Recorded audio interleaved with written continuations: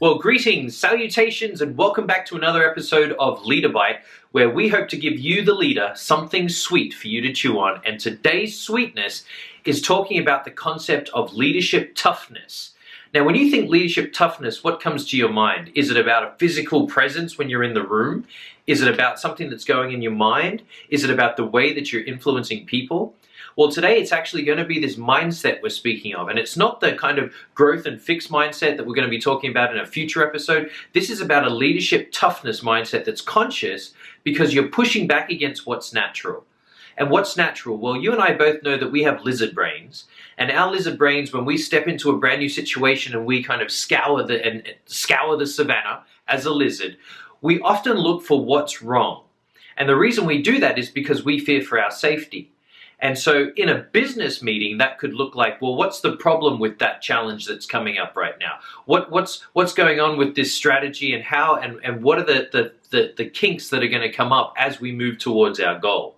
And so in thinking about leadership toughness, this mindset is shifting from camping out in the problem thinking kind of camp and moving more towards a solution focus type of setting as we move forward. I'm not saying that thinking about problems is bad. What I'm saying is camping out as a leader does not build the leadership toughness that sitting in the solution focus side does.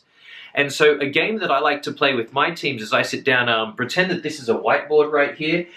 With the whiteboard, as we're listing down the problems, the game that I play is let's spend only 60 seconds talking about what these problems are. They could have been something in the past, they could be something that's coming up in the future, but let's talk about how are we going to jump from the problem to the solution focus, so that the entirety of our meeting spent on developing solutions versus talking about what is wrong with this program, what is wrong with this strategy, what is wrong with this team right now, or even particularly that person. So thinking through your leadership toughness in your presence as when you walk into a room and are standing with your people, how are you going to develop moving from your problem to your solution focus?